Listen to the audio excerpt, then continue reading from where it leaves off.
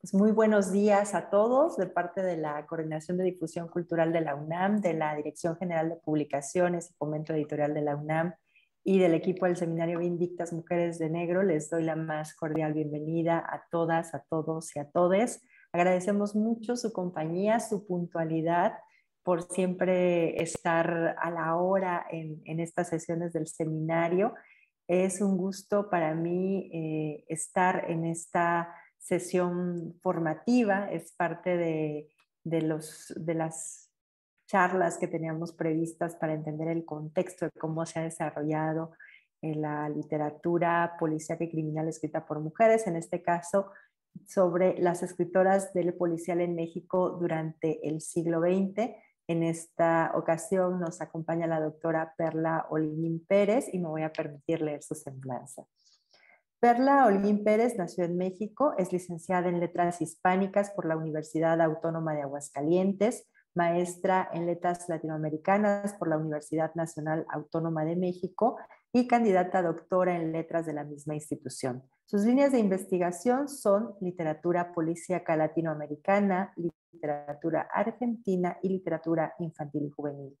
Cuenta con publicaciones en revistas y suplementos culturales como Letras Libres en México y España, Confabulario en el Universal, Cuadernos del Sur, Picnic, Lee Más, Guardagujas y Parteaguas, y el libro Historia de las Literaturas en México, siglos XX y XXI hacia un nuevo siglo, 1968-2012, publicado por la UNAM en 2019. Cuenta con los blogs Pájaros en la Cabeza y Libros del Cíclope, ambos en WordPress. A nombre de la Dirección General de Publicaciones y Fomento Editorial de la UNAM, les damos la más cordial bienvenida. Perla, muchísimas gracias por estar con nosotros y bueno, el micrófono es todo tuyo. Muchas gracias. Primero que nada, un agradecimiento a Iris, a Abe y a Socorro por esta invitación. A mí me da mucho gusto compartir esto con ustedes, sobre todo porque, pues, sobre todo la primera parte de la exposición tiene mucho que ver con lo que he estado estudiando yo en el doctorado. Esperemos que para finales de este año ya puedan consultar la tesis en la página de la UNAM. Ya falta nada. Y bueno, voy a iniciar. Si tienen alguna pregunta o cualquier inquietud, me pueden interrumpir. Y si no, pues dejamos las preguntas como está programado, ¿no? Al final de cada hora. Les voy compartiendo. A ver.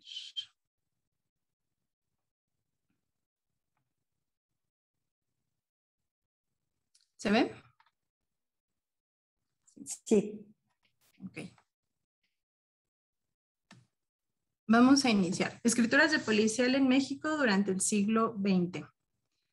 En este sentido, vamos a tomar en cuenta el contexto histórico porque son cosas que van a responder muchas preguntas dentro de la narrativa de estas escritoras. Es decir, no podemos dejar de lado lo que está ocurriendo en el país durante el siglo XX al momento de estudiar sus obras. Las características generales de estas escritoras es que hay una descripción más rica y diversa de personajes femeninos. Las mujeres pueden ser criminales y víctimas. Los juicios hacia los personajes femeninos delimitados por visiones masculinas, incluso machistas. Es decir, los juicios que se hacen o los prejuicios que hay sobre los personajes femeninos van a estar siempre delimitados por personajes masculinos. En algunos casos también por personajes femeninos, pero esto ya tiene que ver con una cuestión generacional, ¿no? Es decir, personajes más viejos. Los personajes femeninos tienen una aparición más importante, hay papeles protagónicos o con intervenciones más largas, sin importar el estrato social del personaje. Hay detectives improvisados, muchos lectores de novelas policíacas y que son curiosos en general. En algunas de estas novelas que vamos a ver hay un ideal de justicia que se resuelve, especialmente en la primera mitad del siglo. En otras solo se pretende retratar la sociedad tal y como es, con su criminalidad y violencia. Casi al final del siglo se ven más muestras de crítica hacia la sociedad moderna. la servidumbre y empleados suelen ser los más cooperativos en términos de información, es decir, sueltos de la boca, ¿no? Informan, no tienen filtros, les gusta ser tomados en cuenta y que alguien los escuche. Además, son los que mejor conocen las casas en las que trabajan. Aparecen personajes que son aparentemente homosexuales, de los que se habla con cierto recelo y prejuicios de la época. Se les llama amanerado, invertido, jotito, etc. Pero todavía no participan activamente ni definen la historia. Los crímenes suelen ser contra personajes de clase alta. Hay excepciones, pero en general se presentan así. Y suceden las historias en su mayoría en provincia, abandonando la elección de situar los crímenes solo en la gran urbe, ¿no? Una elección bastante acertada, pues estábamos acostumbrados a escritores que querían, como comentaban ya en otras clases, que querían situarlos por ejemplo, en Nueva York, ¿no? En París. O sea, aquí ya se busca más algo local. Bueno, aquí les quiero comentar un poco sobre el contexto histórico. Para la gente, los estudiantes que son de México, pues lo conocen bastante bien, pero para quienes no son de aquí, tenemos que tomar en cuenta que el siglo XX es un siglo en general que está afectado por la Revolución Mexicana, ¿sí? La Revolución Mexicana fue un movimiento muy violento de las masas más populares y digamos que afectó a todo el país, ¿no? En todos los estratos económicos, sociales, políticos. Y fue un movimiento que no acabó o que no se puede delimitar con exactitud, depende de a qué nos refiramos con la Revolución Mexicana. Pero hay historiadores como Alan Knight que dice que la Revolución Mexicana en realidad duró 40 años, ¿no? Porque todavía había luchas en ciudades o en pueblos pequeños, porque todavía no se habían logrado los objetivos de la revolución, pero sobre todo resalta el aspecto de violencia que atravesó por todo el país, ¿sí? Además de esto, pues surge la novela de Revolución, que también es una novela donde hay pues una serie de crímenes, y después de la revolución, ya hacia los años 40, empieza a surgir una nueva clase social, ¿no? Que es lo que actualmente conocemos como la clase media. Esta clase social tiene un mayor acceso a la educación debido a que se empieza a movilizar hacia las ciudades grandes, ¿no? En el caso de nuestro país, pues hacia la Ciudad de México. Empiezan a abrirse más universidades, empiezan a estudiar y hay como un gran crecimiento de los bienes culturales del país, es decir, individuos que no solo ya son cultos por lo que estudian o por la aristocracia, sino individuos que tienen la posibilidad de viajar, ¿sí? Que aprenden otros idiomas. Los escritores de los años 40 suelen ser políglotas, hablar más de una lengua, viajan a Europa, viajan a Estados Unidos, se empiezan a crear círculos literarios más tangibles con apoyo del Estado, de las universidades. Entonces, todo también en la generación de más lectores, ¿sí? Por otro lado, la influencia que se empieza a vivir en estos años de Estados Unidos empieza a llevar a que en México se construyan arquetipos de distintos personajes. Por ejemplo, el cine, que es súper popular en los años 50, que es la época de oro del cine, nos trae a todos estos personajes de los suburbios estadounidenses que viven en fiesta, que traen carros de lujo, que consumen drogas, entonces, que escuchan música diferente a la que se escucha en México, y empieza a haber como una suerte de lujo. En México se empiezan a crear estos arquetipos y se le empieza a decir como a la sociedad que puede aspirar a ellos, ¿no? Hay una aspiración a esta modernidad que tiene Estados Unidos. Y por otro lado, el cine mexicano empieza a construir sus arquetipos del mexicano. Es cuando más vemos estos personajes así como del peladito, del pobre que siempre va a ser pobre, ¿no? Por más que luche, por más que se esfuerce. Se empiezan a ver también más personajes como las prostitutas, los borrachos, todo esto que vemos en el cine de oro mexicano. Y esto también se traslada a la literatura. Estos personajes también los vemos representados en las novelas. Bueno, entonces, en realidad del contexto, esto es como lo que más me importa para comenzar a hablar de las primeras escritoras de policíaco. Voy a empezar con María Elvira Bermúdez. María Elvira Bermúdez publicó sus primeros cuentos en una revista que se llama Selecciones Policíacas y de Misterio, que no sé si ustedes tengan el honor, la dicha de conocerla. Yo aquí tengo 2 ejemplares de los últimos. Les enseño el formato. ¿Ven mi cámara ahí?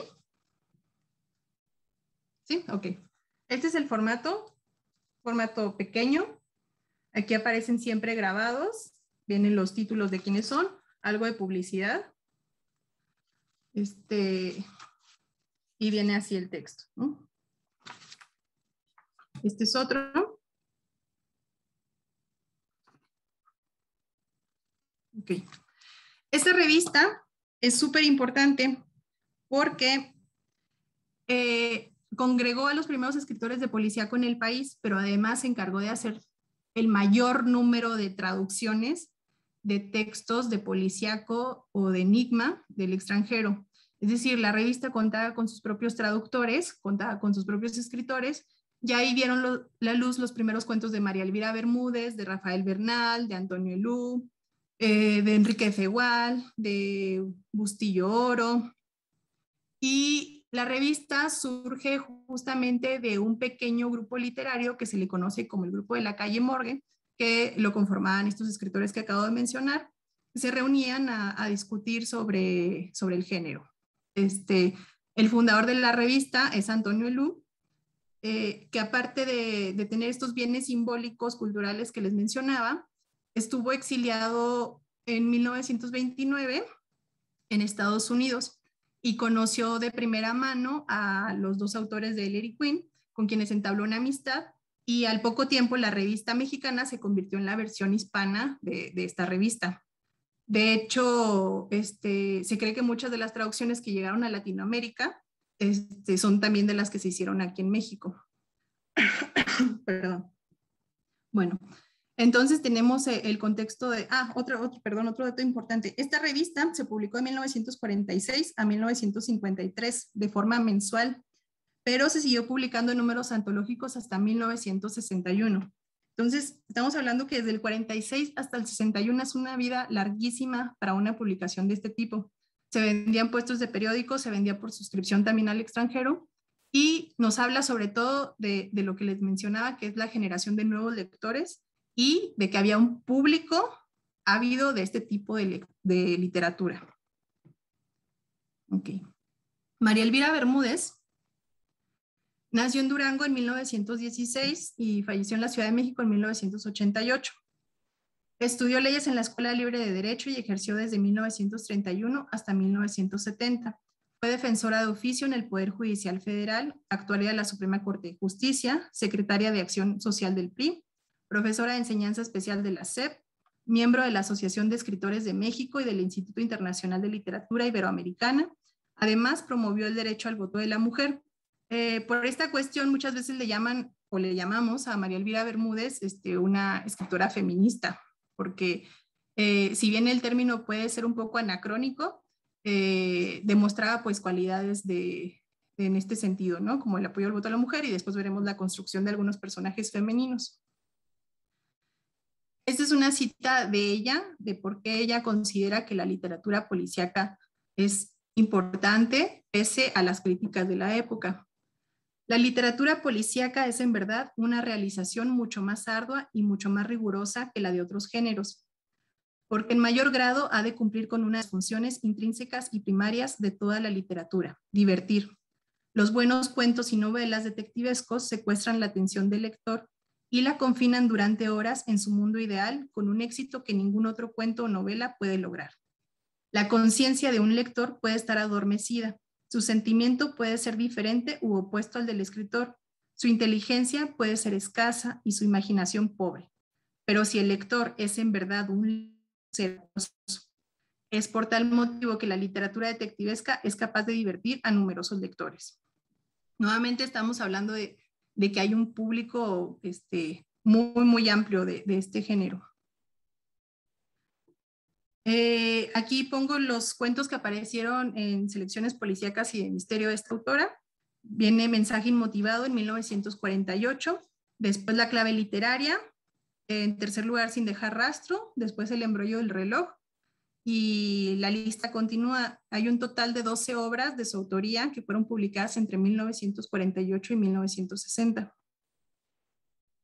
Ya dejando la revista de lado, tenemos la publicación de Diferentes Razones Tiene la Muerte, que es la novela publicada por Talleres Gráficos de la Nación en 1953, después por Plaza y Valdés en 1987 y actualmente por la UNAM, que es la que publican en Vindictas. Antologías, Alegoría Presuntuosa del 71, Cuentos Herejes del 84, Detente Sombra del 84, Muerte de la Saga del 85 y Encono de Hormigas. Tiene una serie de ensayos que reflexionan sobre la sociedad mexicana, la vida familiar del mexicano, el hombre, la familia y la patria, lecturas de orientación cívica y social, la novela negra y la literatura social, que es lo policíaco en la narrativa. Estos ya son textos de teoría policíaca, y el prólogo de los mejores cuentos policíacos mexicanos. En el 2013, el Instituto Cultural de Durango se dio a la tarea de sacar toda la obra de María Elvira, ¿no? O al menos eso, eso pensaban, ¿no? Porque le pusieron cuentos presuntamente completos. 1 y después sacaron el tomo 2. Se los enseño también por si no los conocen. Este es el tomo 1. Y el tomo 2 viene más grande, es este. Para fortuna de ustedes, que no van a tener que pasar lo que yo pasé para obtener estos ejemplares, se encuentran en Scribd. Si tienen suscripción, lo pueden bajar de ahí. Yo tuve que hacer una serie de trámites del doctorado para que me enviaran unos ejemplares. Y bueno, estas publicaciones salieron gracias a Juan José Reyes Pruneda, que era el nieto de la autora, y al trabajo de Jesús Alvarado en la recopilación y estudio preliminar de los mismos. Ahora aquí están las portadas. Esta es la de 1987 y esta es la actual.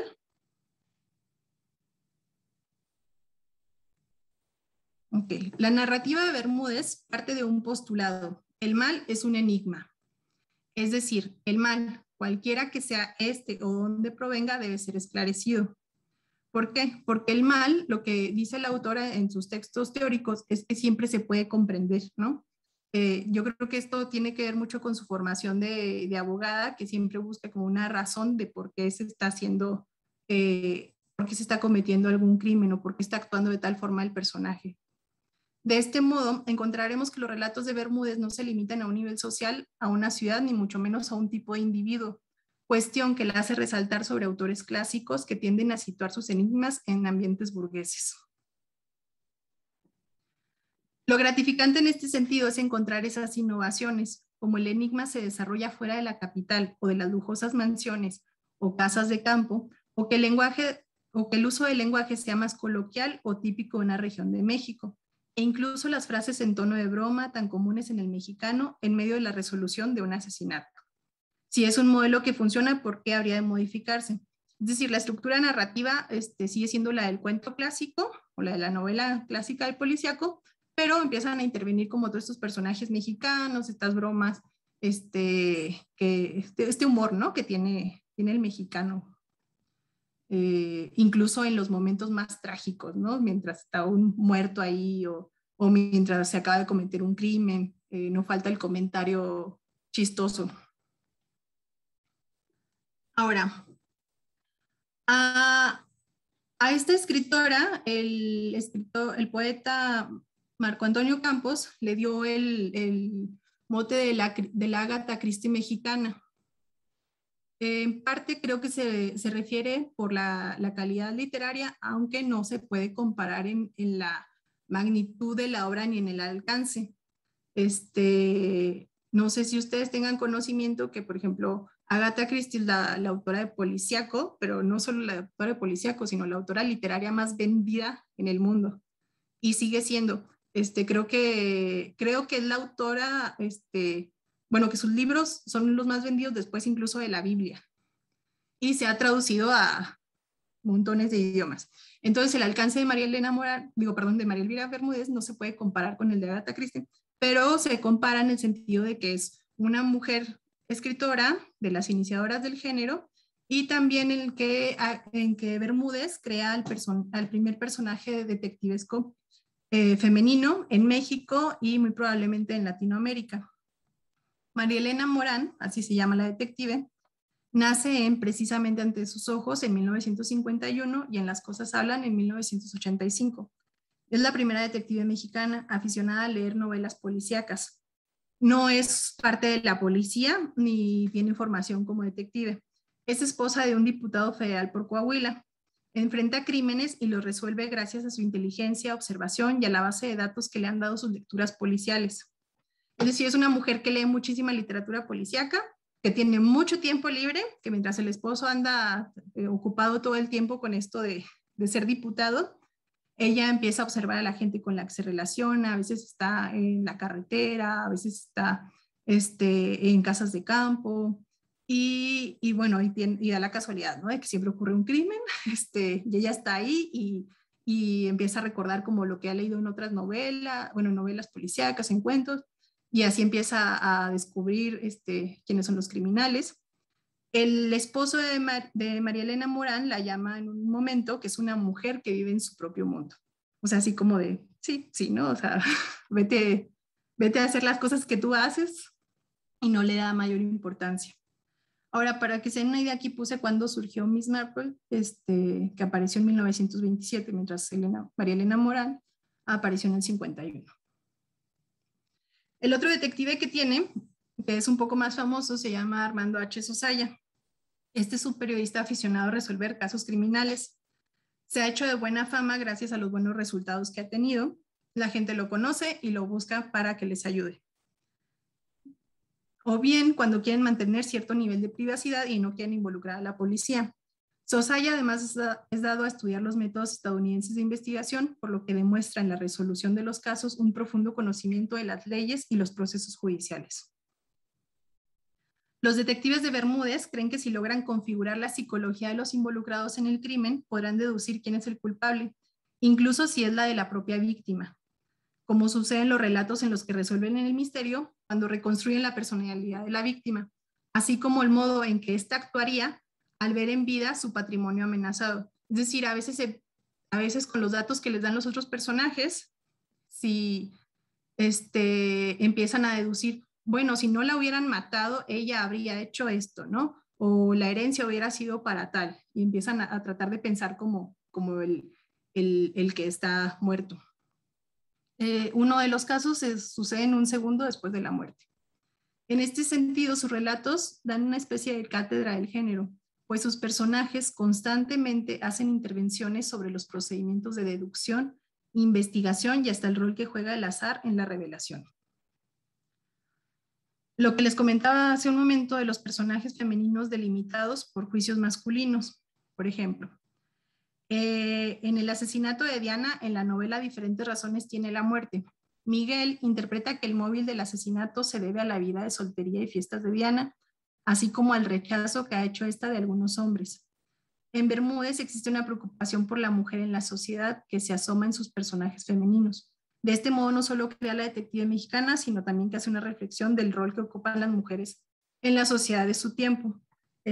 Las mujeres de las obras de Bermúdez, está por ejemplo la detective, pero también hay muchas mujeres que son totalmente independientes, ya sea porque han recibido herencias, porque trabajan, porque han ganado su propio dinero y no dependen de un personaje masculino. Son mujeres que desarrollan profesiones también y a las cuales se les puede resaltar que tienen un criterio, ¿sí? Un criterio propio y que son escuchadas también.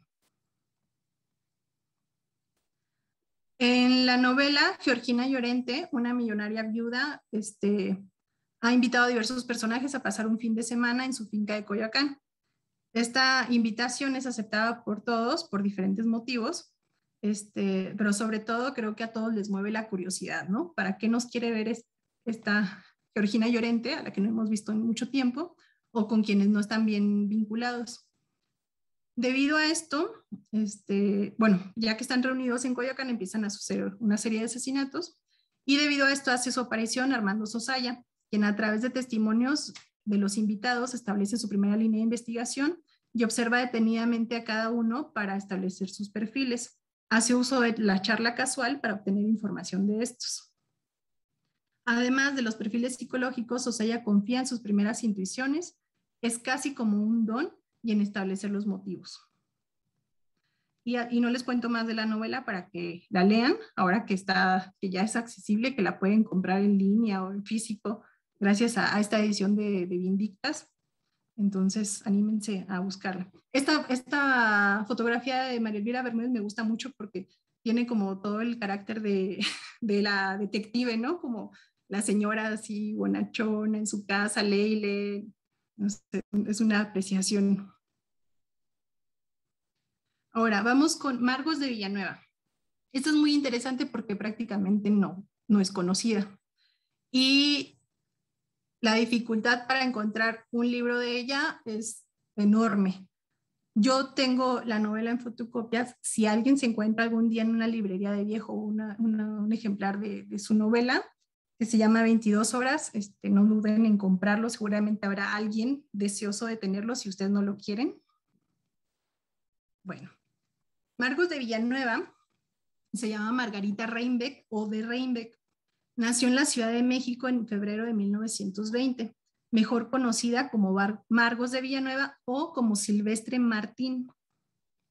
Se fijan, un apodo masculino. Publicó en México en La Cultura del diario Novedades. Como novelista tiene 2 obras, Un destino, publicado en 1945, y 22 horas en 1955.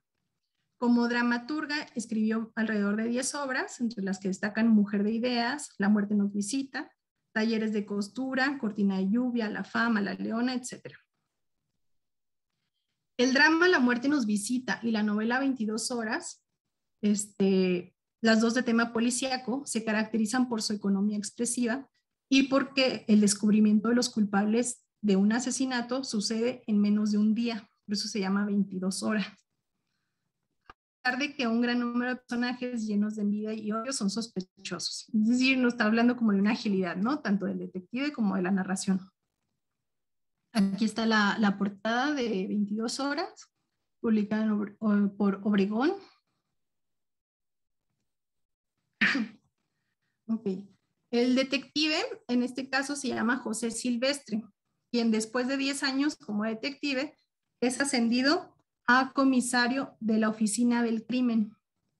A mí me llamó mucho la atención esto porque no sé si esto haya existido en la realidad, si así se llamaba alguna oficina, la oficina del crimen.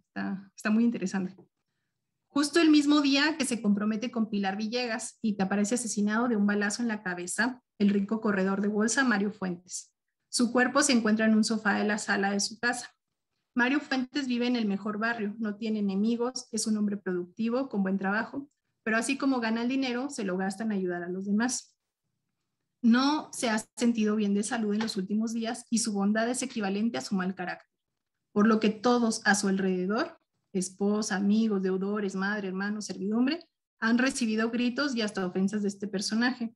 Entonces todos parecen ser asesinos en potencia, pero curiosamente nunca parecen ser asesinos específicamente de Mario Fuentes. O sea, como que todos tienen el coraje por el trato que les ha dado en algún momento, pero al mismo tiempo muestran una personalidad que los vuelve incapaces de matarlo a él.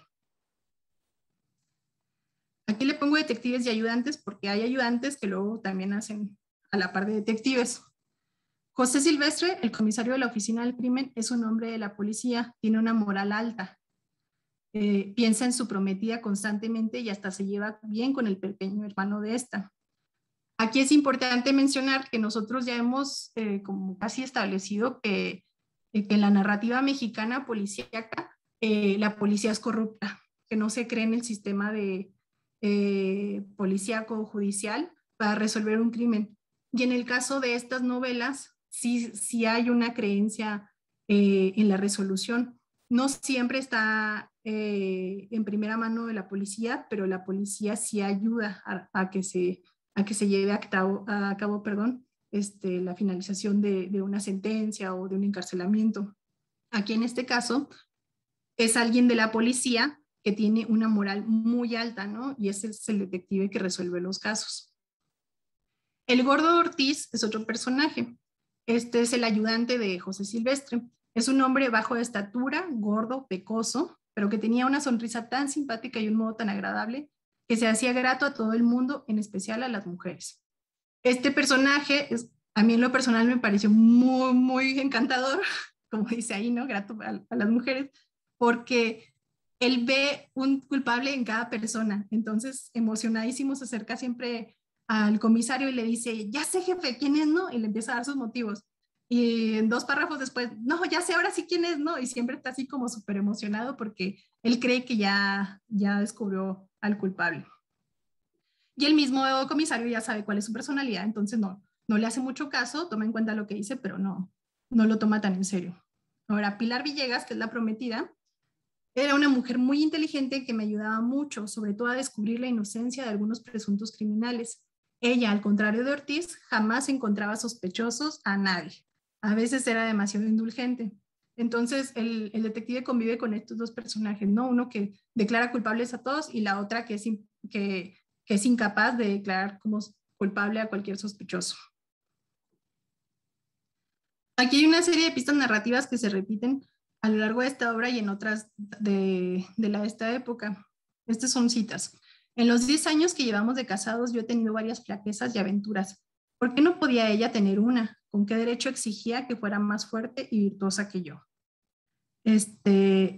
Aquí llama la atención el hecho de que el esposo de una de las protagonistas de la novela diga que si él ha sido infiel, ¿por qué su esposa no podría haberlo sido en algún momento, no?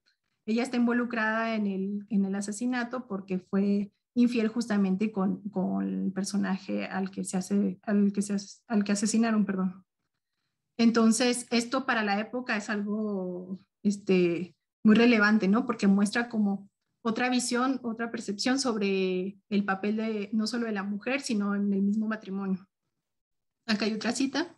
Recuerda que quiere mucho a sus patrones, sobre todo a la señora. El dolor está a punto de acongojarla. Por último, no olvides que la gente inculta, por muy refinada que parezca, no sabe frenar sus emociones.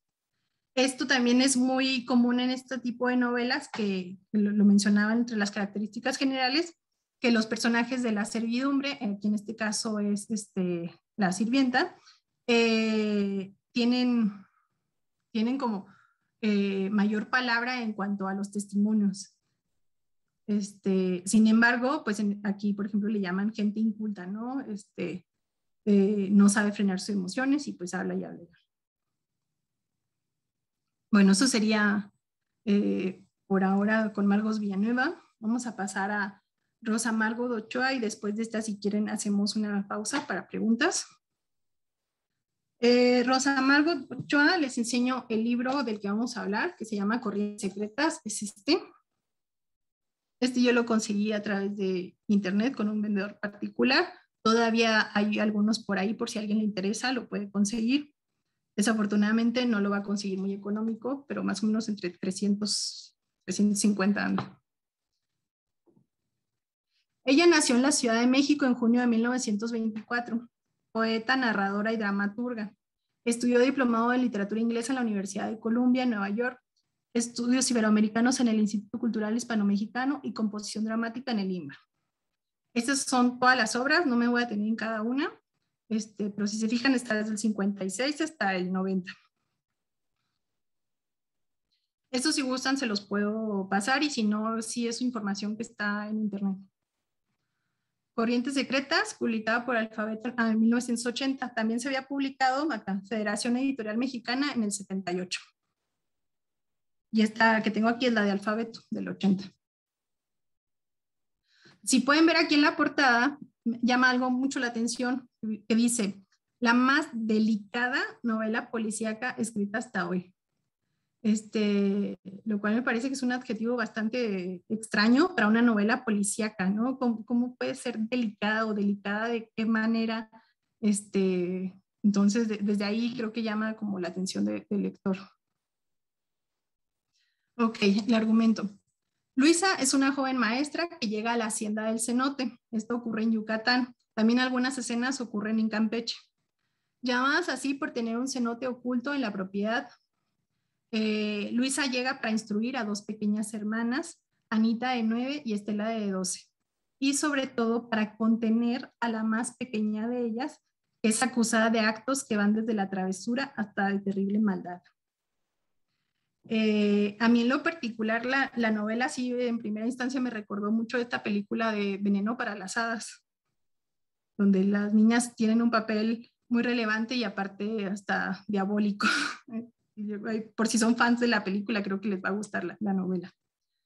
Perdón. Desde el momento en que Luisa llega a la hacienda, percibe cosas fuera de lo normal, fantasmales. Además, la envuelve una atmósfera siniestra. La propiedad es heredada por la familia y su dueño tiene la tarea de defenderla cada tanto de ocupaciones de campesinos, a los que llama rebeldes ilusos, que causan pánico entre los ricos hacendados. Aquí es donde les comentaba que el contexto histórico tiene mucha relevancia porque todavía son los ecos de la revolución, ¿sí? Son los ecos de las parcelas, de las tierras robadas a los ejidatarios, en fin. La novela a mí me sacó mucho de onda al principio porque de verdad se concentra mucho en esta parte como siniestra, como fantasmal, como un juego de luces, de quién está ahí, ¿no? O sea, quién me observa. Entonces todo el tiempo estás esperando que aparezca un fantasma, y de pronto yo decía, bueno, ¿esto qué tiene de policíaco, no? O sea, de enigma lo entiendo, pero de policíaco no le encontraba nada, y sin embargo sí es como muy atractiva y si llega a la parte policíaca. Okay. La novela transcurre entre sucesos extraños entre las hermanas y la mamá. Hay luces, esto es lo que les decía, ¿no? Que aparecían de pronto luces, entonces parecía que iba a salir un fantasma, o abrían ventanas, bueno, iluminaban un cuarto y decían, los fantasmas se han ido, ¿no? Hay escondites, la niña pequeña, Anita, cuando se enoja porque la regañan, sale corriendo y tiene un escondite secreto.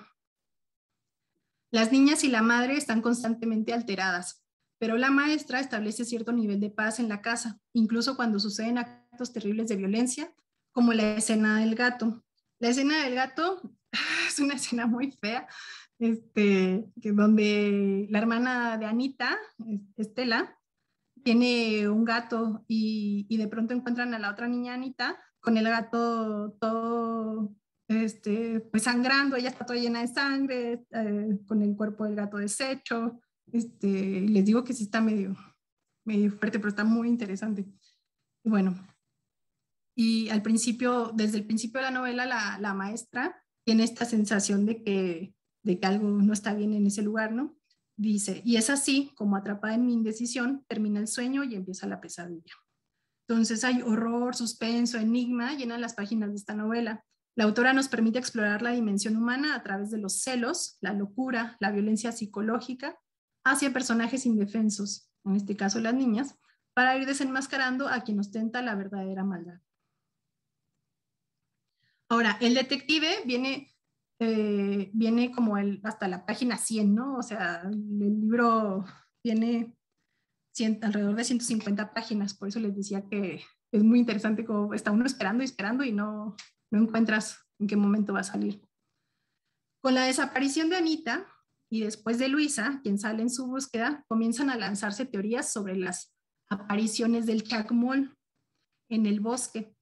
Aquí en la novela al principio se cuenta la historia del chacmol, ¿no? Que es este personaje de esta región que tiene fama de que se aparece y se lleva niños, se lleva gente, ¿no? Entonces, por ahí cuando desaparecen Anita y Luisa, piensan que fue el chacmol, o sea, es una como de las teorías así que tiran al aire.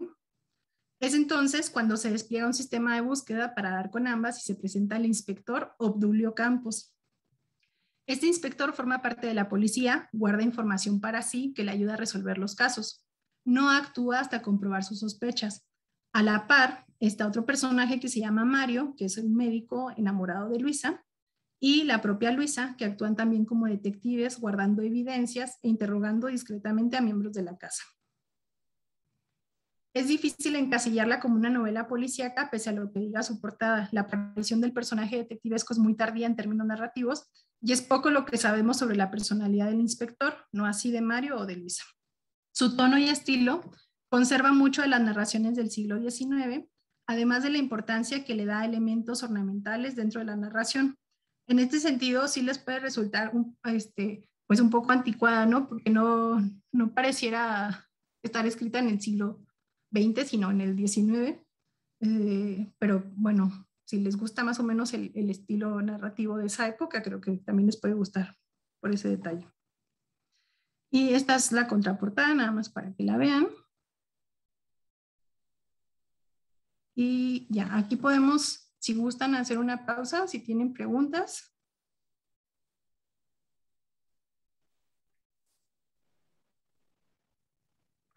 Pueden levantar la mano en caso de que alguien tenga alguna pregunta que hacerle a Perla hasta aquí sobre estas narradoras de la primera mitad del siglo XX.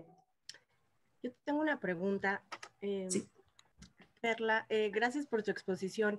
¿Qué tanto de original y qué tanto de, digamos, de como transferir la, digamos que lo policíaco de otros países, etcétera, se estaba dando en este momento?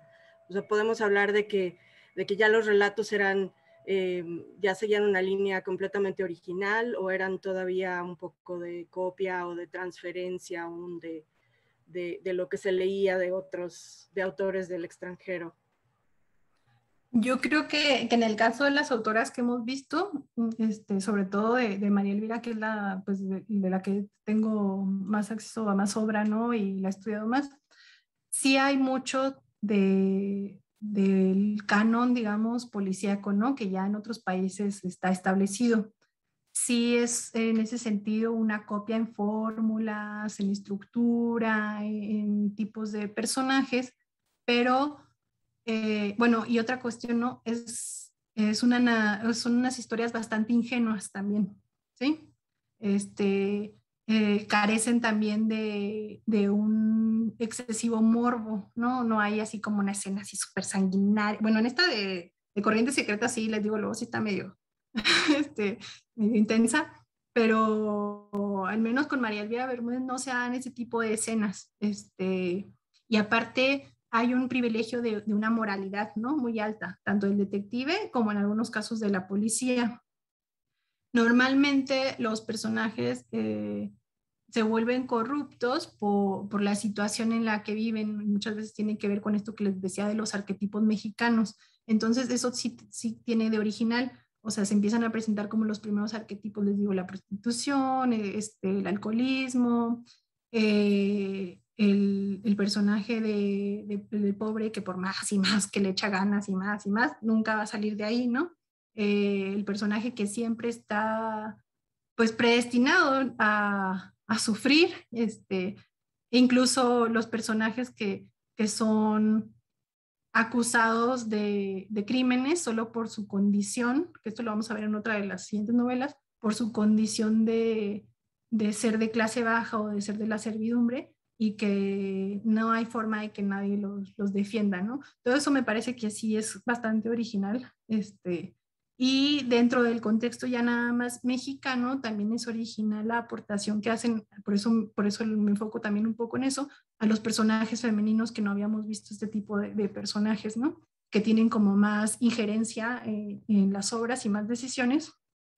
Y claro, o sea, totalmente seguro que es porque son escritos por mujeres, ¿no? Porque pues creo que todas las personas, todas las mujeres que escribimos, incluso hoy en día, iniciamos escribiendo un poco como hombres, ¿no? Siguiendo ese modelo, y nos cuesta irnoslo quitando, y aquí se nota, ¿no? Que ellas ya, pues ya de cierta forma lo superaron. Gracias. ¿De qué? Adelante, Sergio. Muchas gracias, Iris. Bueno, doctora, muchísimas gracias por esta exposición. Estoy aprendiendo una barbaridad, sobre todo de María Elvira Bermúdez. Sabemos más cosas, pero de Margos de Villanueva apenas sabemos y, por ejemplo, yo a Rosa Margot Ochoa ni la conocía, así que se lo agradezco mucho.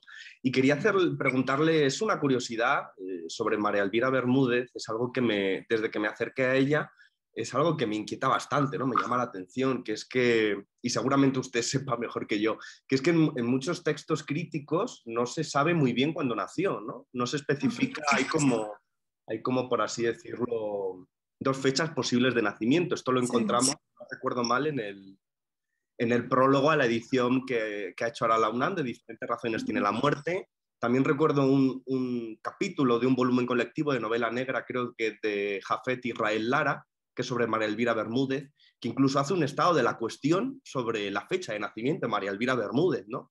Incluso creo que también Vicente Francisco Torres habla de esto, ¿no? Sí. En Muertos de Papel. Incluso Vicente Francisco Torres me llama la atención cómo, si no recuerdo mal, es que hace tiempo que dejé el libro, cuando habla de diferentes razones tiene la muerte, pone sin fecha, si no recuerdo mal. Entonces me llama la atención de repente que no sé si esto se debe a que María Elvira Bermúdez pues hubo problemas con su partida de nacimiento o con sus orígenes, o es que aquí es donde vemos otra vez la falta de visibilidad que tienen las autoras, ¿no? Porque luego de Rafael Bernal lo sabemos todo, ¿no? Pero de repente de esta escritora tenemos este tipo de, al margen ya de las reediciones y de lo difícil que es conseguir sus libros, tenemos de repente estos datos que son fundamentales, pero que incluso hay dudas sobre ellos o se desconocen. Entonces ya le digo, puede ser algo anecdótico, pero ya que está usted aquí con nosotros y nosotras, pues me gustaría preguntárselo. Sí, yo creo que tiene que ver con las dos cosas. Por un lado, sí tiene que ver definitivamente con las partidas de nacimiento, que por esos años son un descontrol. Digo, nada más como anécdota, ahora que les comentaba que tuvimos la pérdida de mi papá, el acta de nacimiento de mi mamá fue un relajo, o sea, tuvimos que, y solo por un María, porque aparecía como María en vez de MA y toda la vida había aparecido como MA y de pronto apareció María por todos lados. Y a raíz de esto tuvimos que hacer una rectificación del acta de nacimiento y ahora estamos en un proceso, en un juicio, para que el acta contenga los dos nombres, porque después de haber rectificado en el registro civil, luego al hacer otros trámites de mi papá, apareció otra vez María por todos lados y bueno, ahora necesitamos ganar un juicio donde aparezcan los dos nombres. Y sí, efectivamente, esta cosa es algo súper común, sobre todo en las personas de estos años, de principios de siglo, sobre todo en la primera mitad del siglo, yo diría incluso hasta los 70s a lo mejor. Hay muchas erratas, hay muchos errores por mala audición incluso. Hay duplicados de actas de nacimiento. Y bueno, yo lo que hice, yo empecé a estudiar a María Elvira Bermúdez a finales del 2013, que es cuando acabé la maestría, estaba elaborando como el proyecto del doctorado y había trabajado en letras libres, entonces conseguí el contacto del nieto de María Elvira Bermúdez. En un primer momento no me dio como gran respuesta, estaba bastante cerrado a la idea de que alguien tocara a su abuela. Y después hablé con Christopher Domínguez Michael, que él fue alumno directo de María Elvira Bermúdez, y él fue el que más o menos me dio como que la guía de qué podía hacer en el 16, ¿no? No en el 12. Sí, ¿verdad? Estamos 16 y 12. Y después yo publiqué un artículo con esa fecha y alguien me comentó ahí en Confabulario me comentó en las redes sociales que en el 2012 se había celebrado el centenario de la autora en Bellas Artes, digamos, con el visto bueno de la hija. Entonces otra vez estaba regresando, es 2012. Y cuando contacté, bueno, yo busqué esto del centenario por lo menos en línea y así, no encontré realmente información, habría que ir directamente a Bellas Artes, ¿no? Y checar eso. Y después hablé con los del Instituto Cultural de Durango y ahí me dijeron que quedaba como 2016, que porque una onda del registro y de que era como la la fecha que tenían más certera. Ahora, respecto a la obra, bueno, seguimos sin tener la exactitud porque no tenemos la partida de nacimiento, así de sencillo, ¿no? O sea, y con la dificultad que es obtener una partida de nacimiento, un acta de nacimiento de esos años, o sea, solo que te dediques al 100 a hacer trabajo de archivo, te lances a Durango, busques en los archivos del registro, porque ese es otro detalle. Ahora, como se están subiendo las actas de nacimiento, otra cosa que acabo de aprender con esta experiencia, tienes que ir directamente a las oficinas centrales o tener un muy buen contacto para que la suban en línea el acta de nacimiento de quien necesitas. Y si no, te tienes que lanzar al archivo. Respecto a las fechas de las obras, sí tiene que ver con la dificultad de estudiar a estas escritoras. Entonces, es muy difícil conseguir libros de María Elvira Bermúdez. El único que tengo así bien es y de hecho lo tengo repetido, que es el de Muerte a la Saga. El otro lo tengo, la novela la tengo igual en fotocopias y también fue un relajo conseguirla, la conseguí a través de un permiso de un archivo de consulta restringido en la Universidad de Aguascalientes, que es donde estudié yo la carrera y donde di clases. Entonces, cuando yo comencé a estudiar a todos estos escritores, pues no tenía, o sea, primero en internet lo único que te encuentras es lo de Vicente Francisco Torres, ¿no? Que es como de lo más viejito que hay. Y a mí lo que me ha dado muchas luces de estas generaciones es justamente la revista, ¿no? A la que ahora dediqué la tesis doctoral, porque ya con la revista empiezas a obtener más información de todos los datos, de dónde empezó a publicarse todo, que también pues tienen muchas dificultades hacer el estudio de esa revista por muchos otros detalles, entre ellos también que no se consigue fácilmente. Y al final, digo, dentro de todo esto que he buscado es como conseguir las fechas de estas publicaciones, pero así que yo las haya visto en físico, no. Por lo menos la primera, la que les decía que es voy a regresar aquí,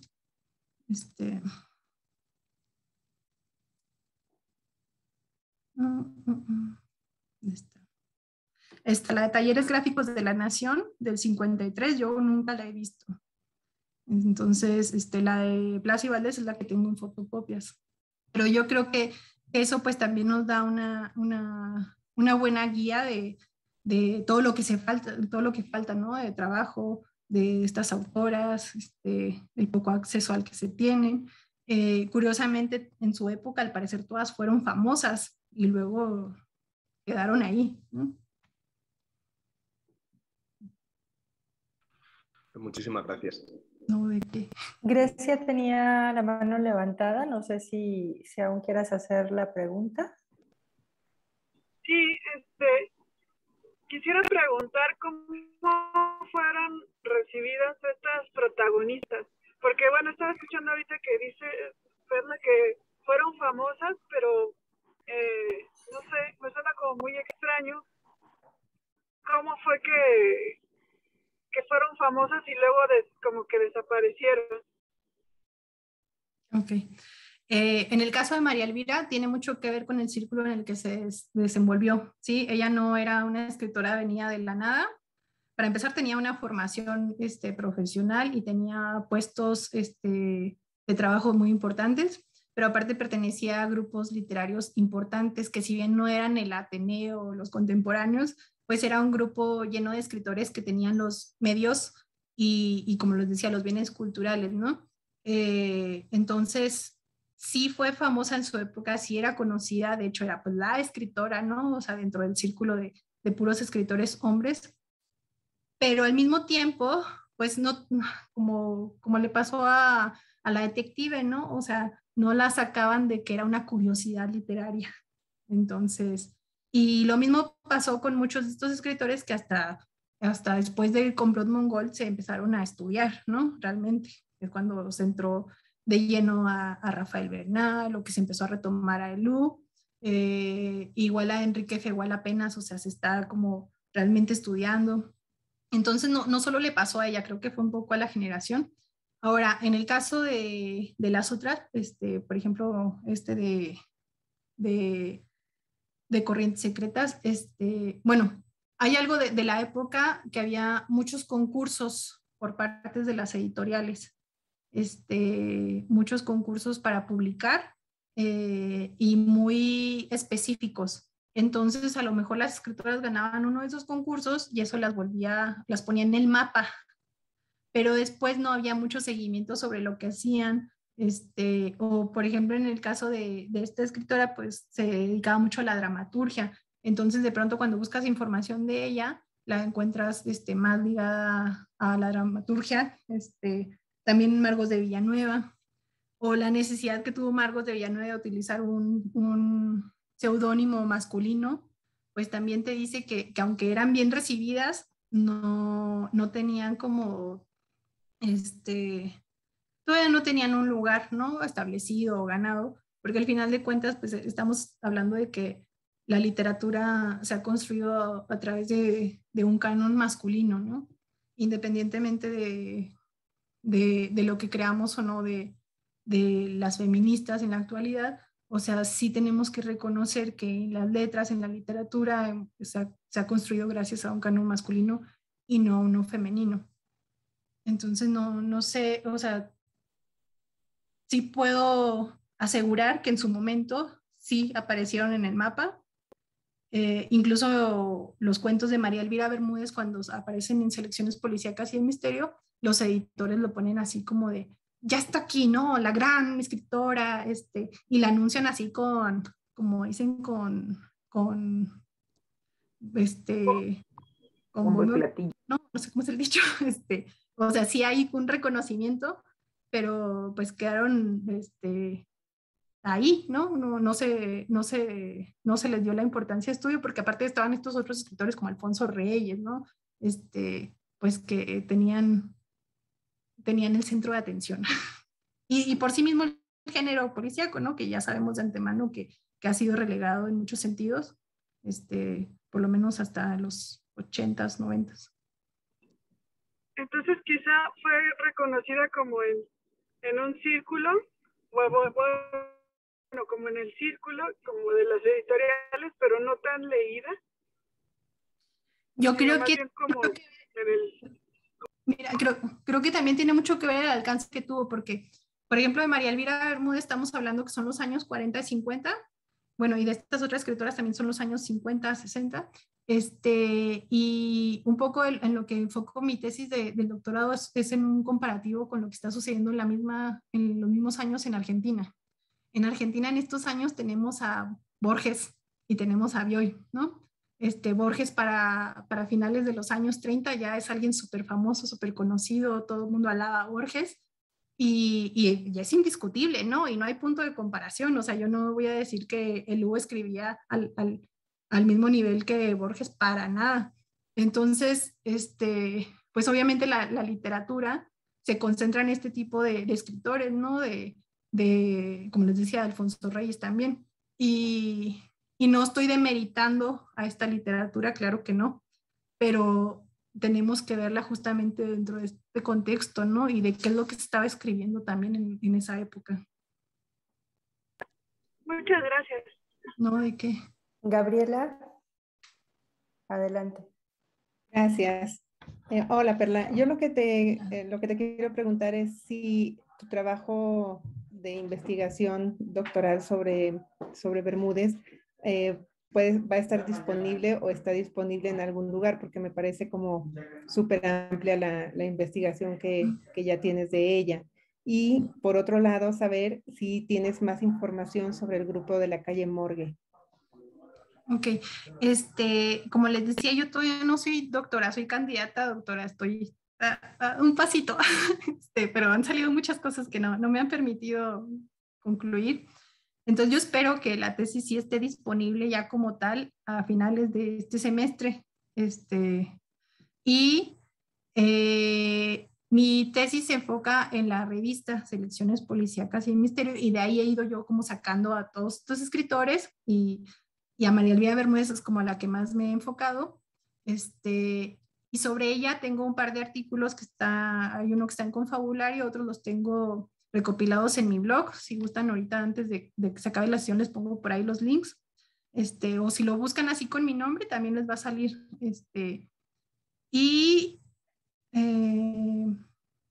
Ay, perdón, ¿cuál era la otra pregunta? Se me fue. Que si tienes más información sobre el grupo de la calle Morgue. Sobre el grupo. Ok. Tengo muy poca información sobre ese grupo, salvo que hacían estas reuniones, que se reunían ahí en la colonia Roma, muchas veces en casa de María Elvira, que se hacían llamar así pues en honor a Edgar Allan Poe, y que de ahí surge la revista. Hay una nota de un periódico que aparece en, híjole, es que no recuerdo ahorita el nombre del periódico, pero bueno, yo esta nota la encontré gracias a una tesis de licenciatura que igual les puede servir si están interesados en esta generación, que es una tesis de licenciatura en historia, y la tesista se dedica a hacer un índice de la revista. La revista ya tenía su índice, hay ciertos números en los que aparecen todos los textos que se han publicado. Esto ayuda mucho porque como no tenemos acceso a todos los números, se han ido perdiendo con el tiempo, te da idea de lo que aparece publicado en cada tomo. Y esta tesista encontró una nota de prensa donde se habla de ese club. Son como 2 parrafitos. Igual yo tengo también la tesis, les puedo pasar esa parte, igual les pongo el dato. Se llama Gabriela Orozco, la tesista, pero les paso igual el enlace si gustan. Y es todo lo que tengo así como tal, donde se especifique que era el club, ¿no? De la calle Monde. Muchas gracias. No, ¿de qué? Tenemos todavía 2 preguntas más. Ya son las 12:08 y tenemos programada una pausa de 10 minutos. No sé si quieras que hagamos esta pausa y regresamos con tu exposición para que puedas concluir y dejamos las preguntas para el final, o si continuamos con las preguntas, como tú nos digas. Pues, si quieren, les damos la palabra a las 2 personas que quedan pendientes al final de la parte para que se inicie con ellos, ¿sí? De acuerdo. Y hacemos la pausa. De acuerdo, entonces, bueno, son en este momento las 12:08, a las 12:18 estaremos regresando. ¿De acuerdo? Okay. Muchas gracias. No nos vamos. Ok. Nos quedamos aquí. Seguimos con Ana María Maqueo. Esta autora posiblemente sea la más conocida de este grupo que estamos exponiendo, bueno, que estoy exponiendo, porque es una autora que sí está siendo reeditada actualmente, y aparte es una autora conocida como maestra de la UNAM, ¿sí? Entonces ha habido ya el caso de varios estudiantes que se han acercado a la literatura policíaca gracias al contacto que han tenido con esta profesora, y que ahora, bueno, desarrollan igual tesis, ¿no? De doctorado, que ya tienen publicaciones u obra dentro del género. Entonces, se llama Ana María Maqueo.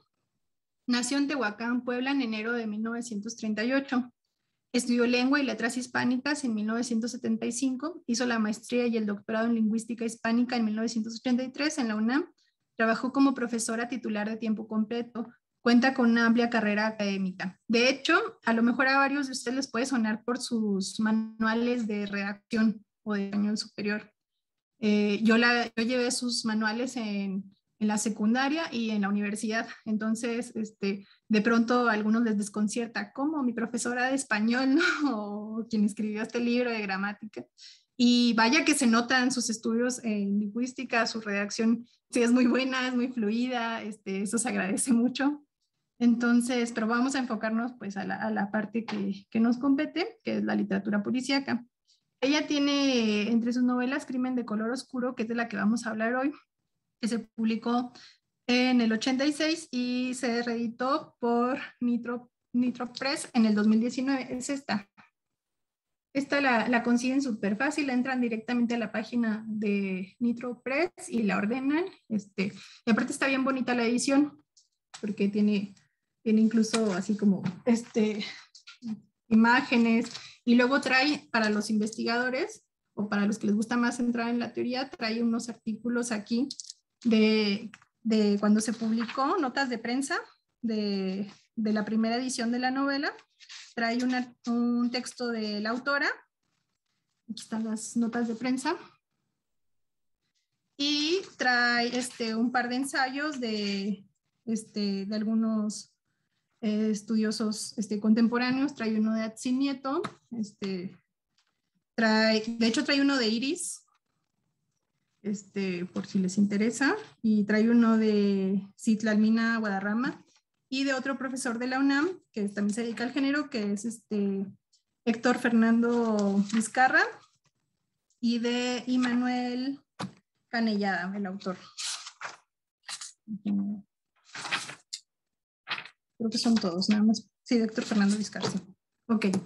Bueno, después viene Amelia Palomino. No la estoy incluyendo en esta exposición porque con toda honestidad les digo que no la he leído y justamente por la dificultad de conseguir algunas obras, pero para fortuna de todos también la acaban de reeditar. Este año salió y de hecho salió hace como una semana o dos, porque yo lo ordené luego en cuanto estuvo disponible y me llegó justo ahora que no estuve aquí en mi casa. Es esta edición. Ok, y tiene otra que se llama Dos Voces, en colaboración con Juan Coronado, Los Peligros del Cristal, y creo que son todas. Aquí están las portadas, la original, bueno, la de la primera edición y la actual. Okay. Esta es quizás la novela más conocida de Maceo. A diferencia de sus contemporáneas, en Maceo se percibe un lenguaje más moderno, más fluido, menos del clásico policíaco, por así decirlo. En cambio, existe una clara influencia de la prensa y la nota roja. De hecho, la propia novela incluye notas de prensa, ¿no? que fueron adaptadas para la novela, o bueno, creadas más bien para la novela. La propia novela se apoya en la función que tiene la prensa, incluso hoy en día, para informar los crímenes, hacer crecer el morbo y tergiversar la información para vender. Es la prensa la que controla la información que recibimos, como hoy en día también las redes sociales. La historia sucede en Veracruz. Han encontrado el cuerpo de una mujer joven, una mujer muy bella que es asesinada. Aquí es muy interesante que justamente con esta relación que existe con la prensa, la narración se enfoca o los personajes se enfocan siempre en la belleza de la joven, ¿no? O sea, el personaje que es asesinado se resume en eso, era muy bella, ¿no? Era muy bella, era muy hermosa. O sea, como si no tuviera más atributos y como si la belleza hiciera que fuera como absurdo, ¿no? Su muerte. O sea, como que una persona tan bella no pudo haber sido asesinada de esa forma. En el caso de esta novela, los espacios e incluso el clima juegan un papel fundamental. Inicia el crimen, sucede durante los últimos momentos de un ciclón que está tocando Veracruz y conforme se va, digamos, como limpiando, aclarando el espacio y el tiempo, se van resolviendo las situaciones. Estas dos citas son del inicio. Dice, el asunto se veía ya apenas empezando, como el día, oscuro y tempestuoso, con lodo, sí, lodoso. En la tierra, parcialmente cubierto por el lodo y las matas, se hallaba el cuerpo de la muchacha, en una extraña postura, con los brazos hacia arriba y los ojos abiertos todavía. Aquí, por ejemplo, también ya se nota un poco más de estas escenas de violencia, ¿no? Más claras, ya no se habla como de, ya había un charco de sangre, ¿no? Ya está siendo muy, muy específico la posición en la que está el cuerpo, como para que tengamos también, para que haya un impacto más, ¿no? Y lo relacionemos con lo que sucede en la actualidad.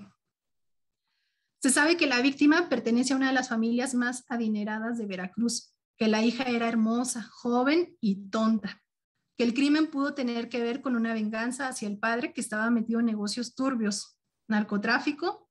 Esto se pone ahí en cuestión, ¿no? O sea, luego la gente empieza a hacer chisme, no, es que está metido en el narco, seguramente fueron los narcos los que le vinieron a dejar un mensaje y por eso apareció el cuerpo así. Porque, pues, ¿quién hubiera querido matar a alguien tan hermosa como ella? El asesinato abraza a la alta esfera de la sociedad y de inmediato se vuelve la familia la comidilla de la prensa, de la gente y de las otras familias adineradas. Parece que todo importa más que el propio asesinato o que la víctima, Laura. La novela es tan actual como pueden serlo los feminicidios, los crímenes cometidos por jóvenes que actúan sin consecuencias. De hecho, los ensayos que vienen en el libro lo traen a colación, lo que sucedió con los porquis, ¿no? O lo que ha sucedido con otros casos de juniors que salen bien librados por la condición económica en la que se encuentran y que se escudan en el poder político y económico de sus familias. Los juicios contra los que se lucha en la actualidad también aparecen en la novela. A las muchachas decentes nadie las anda matando solo porque sí. Razones habrá y solo Dios sabe de qué magnitud. Por eso les digo que es una novela muy, muy actual en este sentido. Detectives y ayudantes. Roberto Alatorre es el jefe de homicidios. Es un hombre que estudió sociología y se inclinó por trabajar en la policía, específicamente en la judicial, una de las instituciones con menos percepción moral en el país, y sin embargo, él es diferente. Alatorre se esfuerza, trabaja, es inteligente y apasionado por su profesión. O sea, no es como el típico judicial que nos dibujan en otras obras, ¿no? Que es corrupto, gañán, todo lo contrario. Quiere dar con el asesino y sobre todo con la verdad, porque además tiene una familia que lo espera, hijos y esposa con los que intenta convivir, aunque sea unas horas al día. El perro es el ayudante de Alatorre y viene a ser como una suerte de Watson, ¿no? Siempre está ahí para cumplir sus órdenes y además informarlos sobre lo que ocurre afuera. Alatorre sufre un choque de clases sociales cuando se da este crimen. Todo el tiempo se cuestiona si es verdad la manera en la que viven y actúan los personajes de este caso, es decir, las clases sociales altas de Veracruz y también de Puebla. Él obviamente no es un personaje que pertenezca a esta clase y en cuanto se entera de que es la hija, ¿no? De alguien muy conocido, de alguien con poder, empieza a temer un poco por cómo se va a ver envuelto el caso con esto, porque empieza a recibir llamadas de gobernadores, de jefes de la policía y del Poder Judicial, y todos así como, sí, resuélvelo, ¿no? Pero acuérdate que no puedes meternos en esos chismes, o acuérdate que hay que tener cuidado con lo que dices. Entonces, no lo atan de manos, pero le ponen como varias trabas ahí. Se movía en un mundo diferente, lejano, peligroso. Eso sobre todo, peligroso y resbaladizo. Alatorre lo sabía, había que ir con cuidado, pero sin olvidar que hubo un crimen. Por lo tanto, hay un asesino que tuvo un motivo tan poderoso como para matar. También es un personaje que no está encerrado en la oficina, o sea, él va como detective, va y habla con todos los involucrados, viaja a Puebla, y él dice, no, necesitaba caminar, respirar los ambientes, los olores, el mundo de afuera, prefería ver los sitios, conocer a la gente, observarla en su medio. Como les decía, ¿no? También todos los lugares, lo que ocurre con el clima, todo eso influye el avance de la trama. Perdón. No les quiero contar mucho de esta novela porque esta novela sí la pueden conseguir y aparte, de verdad sí creo que pueden cada uno a conciencia propia hacer un examen sobre lo que ocurre todavía en la actualidad con estos temas. Me interesaba nada más como darles como la introducción, hablarles de este detective, que nuevamente estamos hablando de un detective que es de la policía, y que es honrado, que es honesto, ¿sí? Entonces, para quitarnos como ese prejuicio de que todos los miembros de la policía en México son corruptos, o al menos en la literatura. Y seguimos con Malú Guacuja del Toro. Esta es una autora muy prolífica, y tiene como sus fans, como sus detractores, ¿no? No es una autora para todos, sobre todo porque toma muchos temas que causan ruido y a veces el tratamiento que les da, pues al ser muy personal, termina metiendo muchos juicios muy, muy cerrados a veces. Les cuento sobre ella. Nació en la Ciudad de México en mayo de 1961, otra vez una dramaturga, guionista y novelista. Ha colaborado en una diversidad de programas de televisión. A los 25 años publicó su primera novela, que es Crimen sin faltas de ortografía, que es de la que voy a hablarles muy rápidamente, que es esta. Esta no es fácil de conseguir, pero yo encontré un distribuidor en internet. Por ahí si a alguien le interesa les paso el link. De hecho es un distribuidor de Plaza y Valdés, con la que obtuvo un reconocimiento a la mejor obra finalista del primer concurso internacional de novela policial. La Sejanés 1986 fue seleccionada por la SEP para el Programa Nacional de Lectura de las Escuelas Secundarias de México y se dice que se agotó su edición en 2 meses, ¿no? Aquí está como parte de la bibliografía.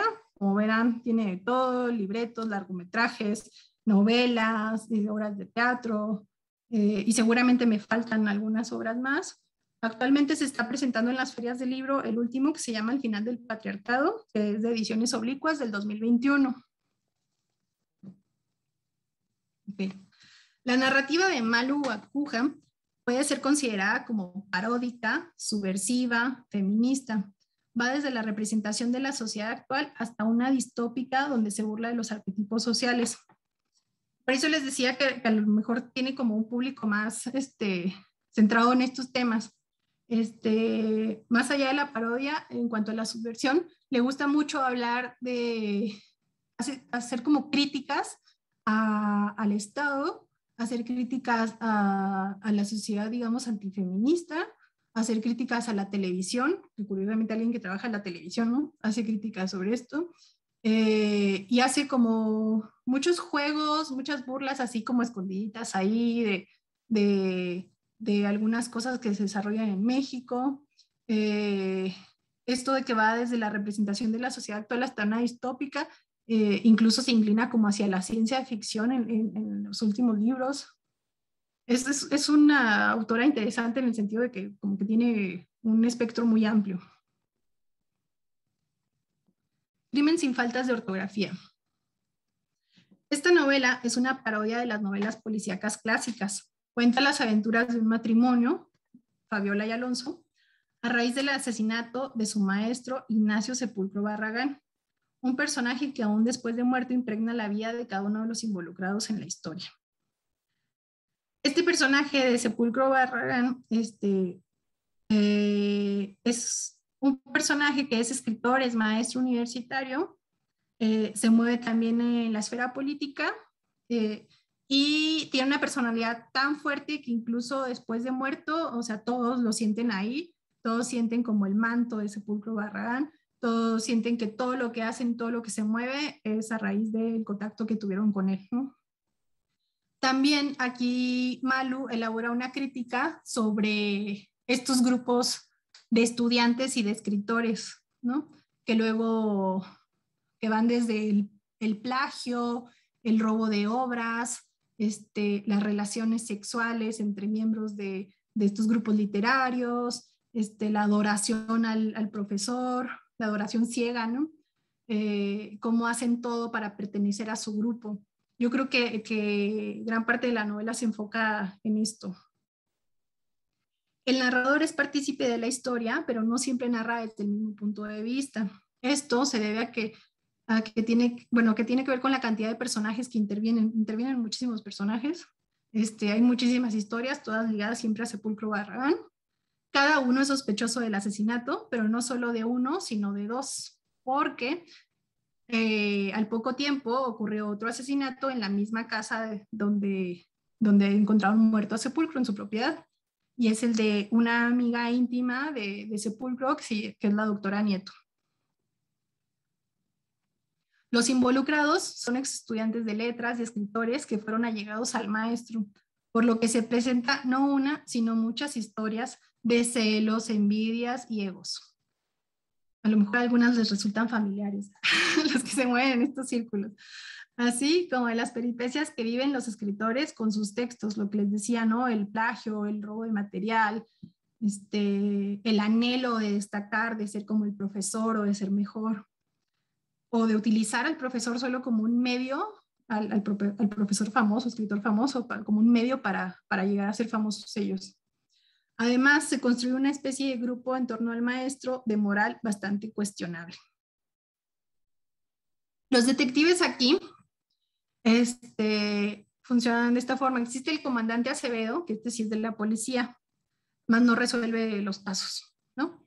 Es un policía corrupto que recibe dinero, que pide dinero, a cambio de su poca participación o hasta de silencio, ¿no? En la resolución de los casos. En las primeras páginas, inmediatamente, por eso se los voy a comentar, encarcela a la empleada doméstica de este señor, que evidentemente no es culpable. O sea, todo dice que no es culpable, hay testigos de que ella no fue la culpable y aún así, o sea, la encierra como por ya acallar las cosas. Aquí pongo una cita: la voz del comandante se percibió tan pesada como la gran panza que intentaba oprimir con el cinturón, pero sin ninguna característica notable. No era ronca como la de la doctora Nieto, ni chillona como la del difunto y célebre escritor, maestro y licenciado Sepulcro. Esa voz no tenía la autoridad propia de una persona con el cargo que él desempeñaba. Nuevamente, ¿no? Se cuestiona aquí también pues que su labor como comandante deja mucho que desear. Además de existen otros dos personajes que se encargan de desenredar cada una de las historias y que de hecho es por los que nos enteramos todo lo que está ocurriendo y lo que ha ocurrido, y de llegar al verdadero responsable de los asesinatos. Estos personajes son precisamente los protagonistas que van uniendo cabos. Alonso, que tiene un deseo de saber la verdad y que aparte es el único que realmente no pertenecía al grupo de este maestro, y Fabiola, por el deseo de escribir la historia del asesinato y convertirse en una escritora famosa. Entonces, Fabiola, la esposa, solo está tratando de obtener información, no tanto porque le interese resolver el caso, sino porque le interesa escribir una historia sobre ese caso y volverse famosa. Y bueno, esto sería todo. De Malú pueden encontrar, también les quería comentar antes de acá, pueden encontrar algunos de sus libros en igual de Plaza y Valdés, y en Amazon hay varios ebooks, entonces por ahí pueden, si les interesa. Les digo, sí es como, a diferencia de las otras autoras, me parece que sí es como para un público más específico. La prosa de esta novela, que es de las primeras, Crímenes sin falta de ortografía, sí queda un poquito en algunas partes como que se siente pasada de tiempo, pero creo que en parte es como esta función de la parodia de las novelas clásicas, ¿no? Entonces juega con eso la autora. Y ahora si gustan, ya que tenemos mucho tiempo todavía, retomamos las preguntas y cualquier duda sobre esta otra parte me dicen. Muchísimas gracias a todos. Y bueno, retomando las preguntas, Cassandra tiene la mano levantada. Hola, buenas tardes. Mucho gusto, Perla. Hola, igualmente. Gracias por tu ponencia, muy interesante. Yo tengo una duda con respecto a la primera parte. Mencionabas que Rosa Margot en una de sus novelas primero da a entender como que en esta atmósfera de como fantasmal o de que la cosa va por otro lado, ¿no? Como paranormal. Yo soy fan de este tipo de recursos, tanto en la literatura como en el cine. A mí me parece muy fascinante cuando te das cuenta de que no va por ahí la cosa, y me recordó a lo de María Elvira, que como tenía esta idea, ¿no? De que el mal se puede, o tiene una razón, pues, que se puede identificar. Entonces, tengo esta inquietud, o mi pregunta va hacia si Rosa Margot creó una tendencia como de utilizar este recurso de hacerle creer al lector que la cosa va por el lado paranormal y resulta que no, porque es un recurso que también he utilizado mucho en mis obras y en mis libros. Entonces, pues que creo que es importante saber de dónde viene o quiénes son pioneras en utilizar este tipo de recurso. Ok, no me atrevería yo a decir que creó tendencia, por lo mismo que comentábamos ya, ¿no? De que fueron escritoras pues que de una u otra forma quedaron ahí relegadas, que no se retomaron. Más bien lo que yo veo en la prosa de ella es mucha influencia del siglo XIX, y muchísima influencia de autores clásicos del fantástico, ¿no? De pronto yo sentía en partes que leía Guy de Maupassant, ¿sí? Igual a Poe, o sea, que al final de cuentas debemos recordar que el policíaco o la novela Enigma, pues viene también del fantástico, ¿no? De este fantástico clásico y del suspenso y horror, ¿no? Que se representaba, que lo vemos mucho en los textos de Poe. Entonces yo más bien lo que veo en ella son como todas las influencias de esto, ¿no? De ese siglo y de los autores de fantástico.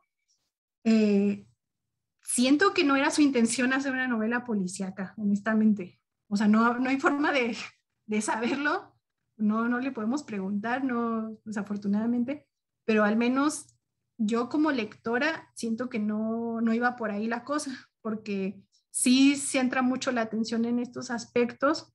El ambiente es así, todo el tiempo como de escalofrío, ¿no? Y aparte, por ejemplo, el que los protagonistas sean dos niñas, ¿no? Eso no se ve tampoco mucho en la tradición del policíaco, se ve más en la del fantástico. Entonces no creo que haya hecho tendencia. No sé si alguien haya escrito algo así después de leerla a ella, pero sí creo que es un caso pues muy interesante. O sea, a mí me gustaría, te digo, más bien incluso que se estudiara dentro de esta área de literatura fantástica, por ahí me atrae más. Gracias, Muchas gracias, Perla. No, Marta García. Hola, muchas gracias por todo lo que nos enseñaste ahorita. Primero quería extenderte mis condolencias por tu pérdida. Gracias. Bueno, mi pregunta es, ahorita todos estos libros que mencionabas que son difíciles de conseguir o de acceder, mi pregunta sería si eso tiene algo que ver con lo que tú nos contabas hace un rato de que en realidad es como un ambiente muy de visión masculina o muy machista, o realmente solo es por la época. Bueno, por la época sí queda claro de que sí tiene que ver, ¿no? Los grupos predominantes culturales de escritores estaban conformados por hombres, ¿no? Y no solo en México, ¿no? O sea, venimos de una tradición literaria creo que más inclinada hacia escritores hombres por diversas causas, ¿no? Porque lo que ya se ha hablado en otras conferencias, ¿no? De que luego las mujeres, pues como mamás o que tenían otras necesidades, no tenían tanto tiempo, espacio para escribir o por todos los prejuicios morales. Sí, yo en lo personal, no lo puedo decir como una sentencia, pero yo en lo personal sí creo también que tiene que ver un poco con este machismo y un poco con la misoginia que todavía hoy en día se vive, salvo en años muy recientes. Si tú ves la tira de escritores de policíaco en los encuentros literarios, te vas a dar cuenta que prácticamente estaban conformados por hombres y que ya se incluyen mujeres, pero siguen siendo una nómina pequeña. Y en lo personal, en mi experiencia, también cuando he acudido a algunos de estos eventos, pues no han faltado, ¿no? Los comentarios, te digo que un poco con tono misógino, no solo hacia otras mujeres que están en los encuentros, sino hacia las autoras. Nuevamente volver a poner la figura de María Elvira, por ejemplo, como una curiosidad, ¿no? Dentro de la literatura, o como la curiosidad donde está el gran escritor Rafael Bernal, ¿sí? Pero no se dice, Enrique Fegual es una curiosidad, ¿no? O sea, o Elú, ¿no?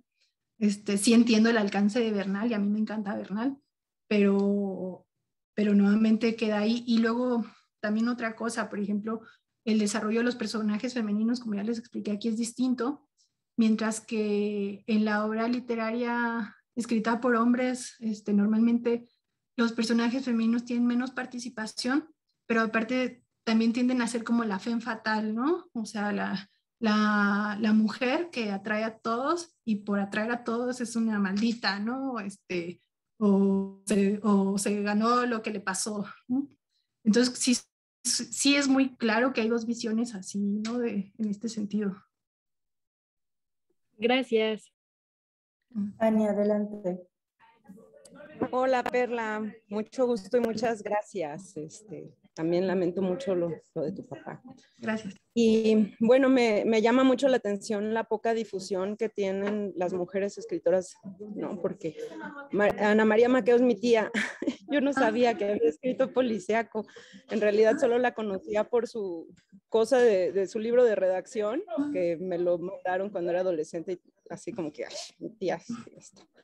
Y no, hasta ahorita que está tu plática, digo, wow, y es mi tía, ¿no? Digo, es una tía lejana, es nieta de mi abuelita, pero bueno, es mi tía, ¿no? Y no sabía que había escrito este libro. Entonces, me llama la atención que la poca difusión y lo poco que sabemos incluso como lectores de policíaco, digo, yo he leído policíaco desde que empecé a leer casi, y ni idea de casi de todos los que han dicho, ¿no? O sea, hay un amplio espectro de las personas que han escrito policíaco, de las mujeres que han escrito policíaco, y que están invisibilizadas, ¿no? Y solo, bueno, por lo menos yo me he quedado como en los autores como conocidos por todos, que te venden en la Gandhi, que lo puedes conseguir muy fácilmente sin tener que investigar de dónde buscas el libro, ¿no? Entonces, bueno, te agradezco mucho toda tu investigación y pues a leer, ¿no? Muchísimas gracias, Perla. No a ti, a ustedes. De hecho, les quería comentar sobre las lecturas que dejé yo. Un poco fue con maña, porque estas 3 lecturas están enfocadas a la historia de los autores, ¿no? De policíaco en México. Y no estoy demeritando para nada esos textos que son muy buenos, ¿no? Que tienen muchas características buenas y que están escritos por gente que yo respeto y admiro. Pero si se fijan, cuando se mencionan a estas autoras, son eso, menciones, ¿no? Ella escribió tal, vámonos, o sea, en un párrafo ponemos a todas y vámonos con lo siguiente y nos ponemos a hablar de Taibo, nos podemos hablar de Bernal y parece que ahí está el policíaco en estos 2 autores y a las autoras no, pues no se les da un espacio. En parte es por esto, porque les digo, sí implica tiempo, dinero, mucha búsqueda en internet y en librerías de viejo conseguir algo. Y en otra parte es porque pues no se les ha dado la importancia quizá que merezcan o no han tenido el enfoque necesario por parte de los investigadores. Entonces ojalá que esto abra también nuevas investigaciones. Muchas gracias, Perla. Sandra Pedrosa tiene preguntas. Hola, buenas tardes a todos. Gracias por su ponencia. Me gustó mucho y la verdad fue demasiado informativa. Yo acabo de egresar de la carrera de letras y debo decir que incluso mi propia maestra de teoría, cuando hablábamos de novela policíaca, siempre acabábamos y bueno, ¿y qué en México? Y ella me llevó a leer el Complot Mongol, que me encantó, pero yo y muchos de mis compañeros nos quedamos con que Bernal y el Complot Mongol, pues que tenía México, ¿no? En la novela negra. Esto ha sido muy grande y mi pregunta bueno, hemos visto que las mujeres pues desafortunadamente han tenido tanta poca difusión como escritoras y como personajes, pues no pasan más allá de o la asesinada o la bonita y tonta y ya. Pero me puse a pensar, bueno, o en algún punto se puede hablar de alguna asesina o alguna criminal, y si esto tiene mucho que ver con la visión de la época o al menos hasta ahorita de lo que se ha escrito, incluso en la actualidad. ¿Qué podemos decir sobre justo criminales mujeres? Sí, de hecho en estas novelas que tratamos sí hay criminales mujeres, lo mencioné al principio en aspectos generales. No quise entrar mucho en detalle porque pues les voy a decir, ¿no? ¿Quién mató a quién? Pero sí, sí hay varias, son asesinas, y obedecen a distintos, razones o motivos, familiares, de celo, la locura misma, ¿no? Matan de forma diferente también, ¿no? No, es,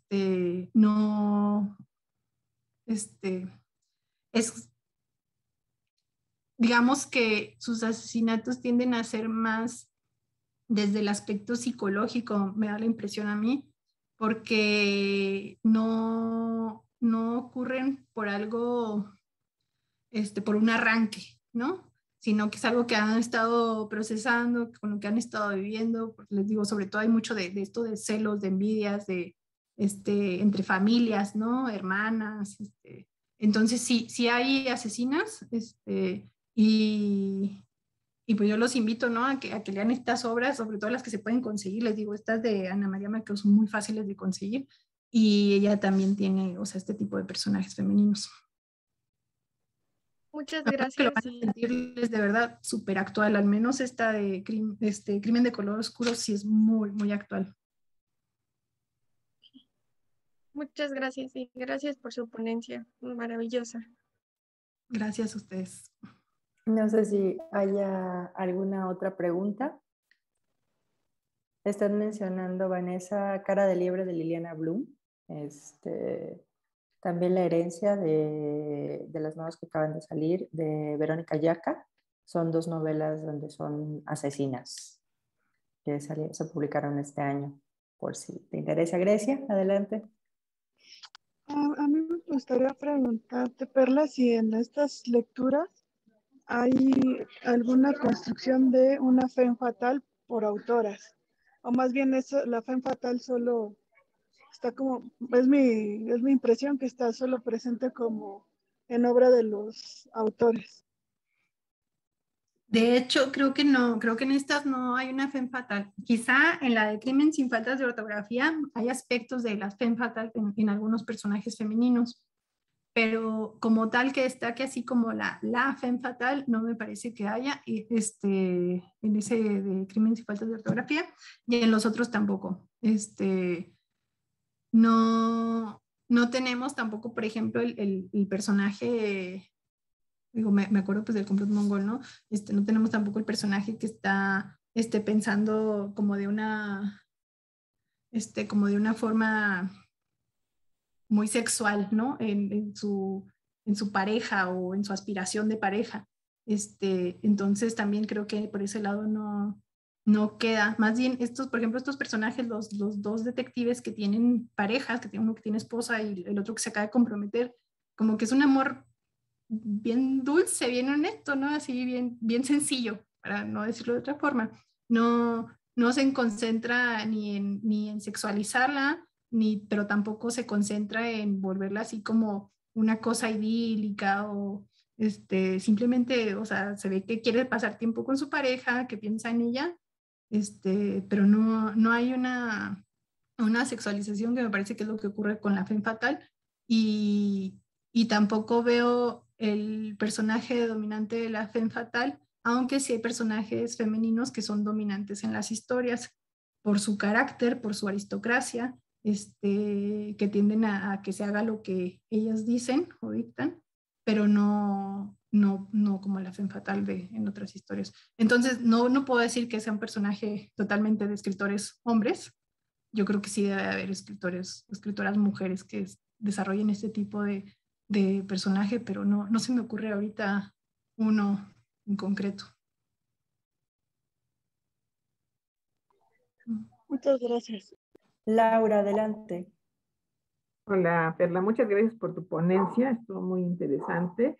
Yo quiero comentar algo, pues yo leí Diferentes razones tiene la muerte para unas semanas y me gustó muchísimo, me pareció una novela, me sorprendió, me pareció una novela muy bien elaborada, unos personajes muy bien armados, con muchos recursos, y me llamó mucho la atención porque casi la veía yo, me pareció muy visual, con muchas descripciones de dónde están situados los personajes, qué están viendo, qué está de este lado, qué está en esta ala de la casa, todo, ¿no? Me pareció casi como si fuera una cosa pensada para el teatro o para el cine, ¿no? Hasta me imaginaba a los actores, ¿no?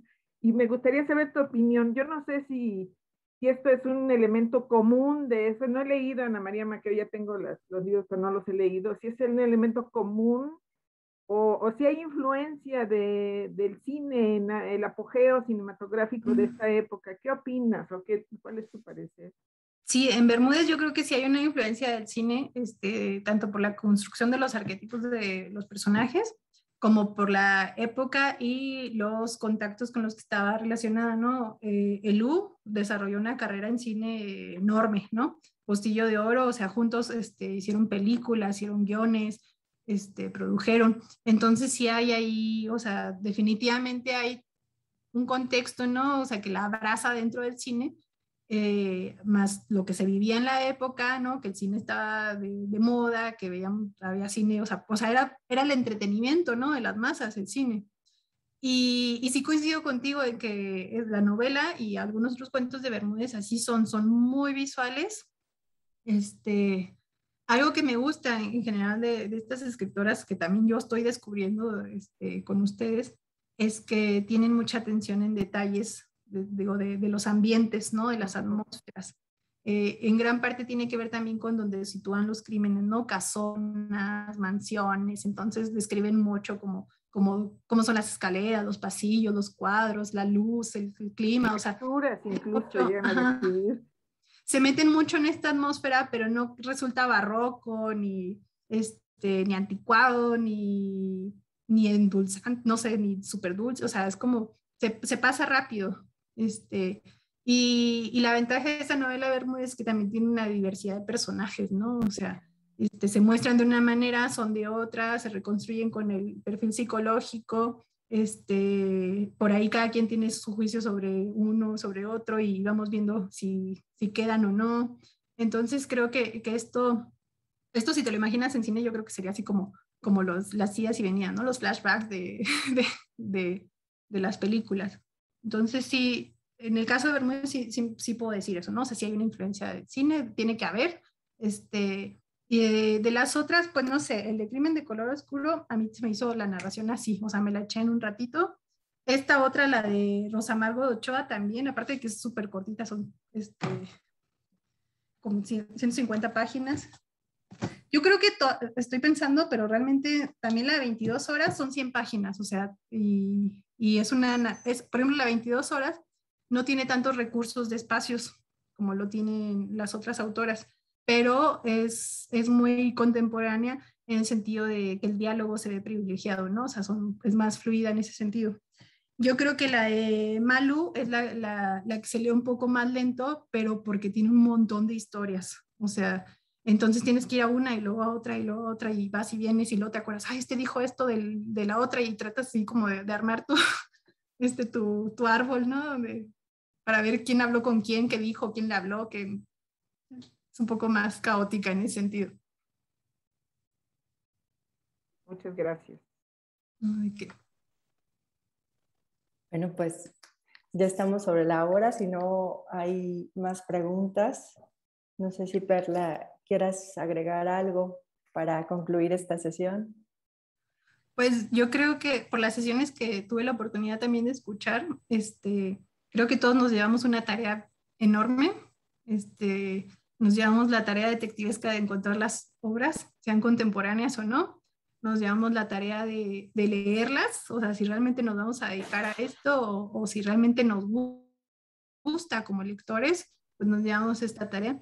Y al final de cuentas, digo, yo puedo decir muchas cosas sobre las obras o las otras conferencistas que vinieron o las maestras, ¿no? Que estuvieron aquí, pero lo que importa es lo que ustedes digan de esas obras, más allá de lo académico. Yo soy total y completamente de la idea de la literatura, es entretenimiento, es lúdico, es placer, y también tienen todo el derecho de que si algo no les gusta, lo pueden dejar, ¿no? O sea, nunca se sientan comprometidos a leerlo, y sean honestos, o sea, incluso dentro de los cargos académicos, sean honestos. Si algo no les gusta, vean las cosas buenas que tienen, las pueden exponer, pero no se tienen que casar con ningún autor, ¿no? Entonces, ese sería nada mi comentario final. Y les agradezco mucho por todos sus mensajes de apoyo, les agradezco mucho su tiempo, por haber estado el día de hoy, y cualquier cosa que requieran, información, datos, lo que sea, con mucho gusto me pueden contactar. Muchísimas gracias, Perla, y bueno, muchísimas gracias a todos los participantes por sus aportaciones, por sus preguntas, por estar en esta sesión. Gracias también a quienes nos seguirán en el canal de YouTube de Libros UNAM cuando los contenidos de este seminario se pongan a disposición del público, y gracias también al equipo técnico y de coordinación.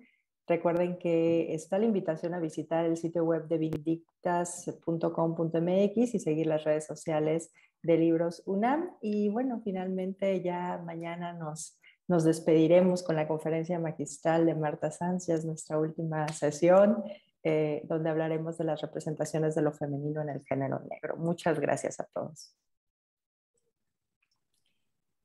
Muchas gracias, Perla. Muchas gracias, Iris. Gracias a todos por sus participaciones. Nos vemos mañana. Bonito día. Gracias, Gaby. Gracias, Iris. Gracias. Gracias. Hasta luego. Buen día. Gracias.